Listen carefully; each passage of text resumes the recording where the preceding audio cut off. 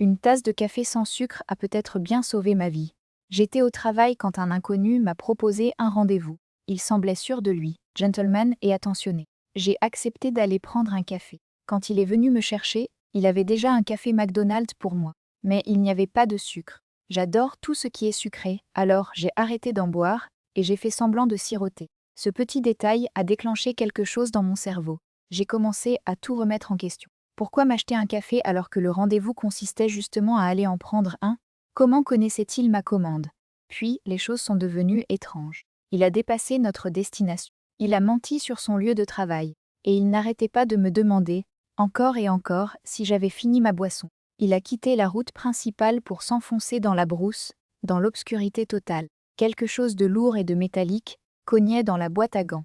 Soudain, il a craqué. Il a commencé à zigzaguer, hurlant qu'il était Kanye West et que j'étais sa Kim Kardashian.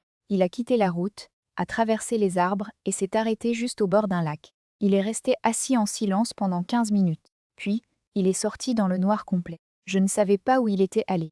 J'ai frénétiquement envoyé un message à un ami pour qu'il m'appelle et me donne un prétexte pour partir. Quand le téléphone a sonné, il s'est contenté de me regarder et a demandé: Alors tu dois partir?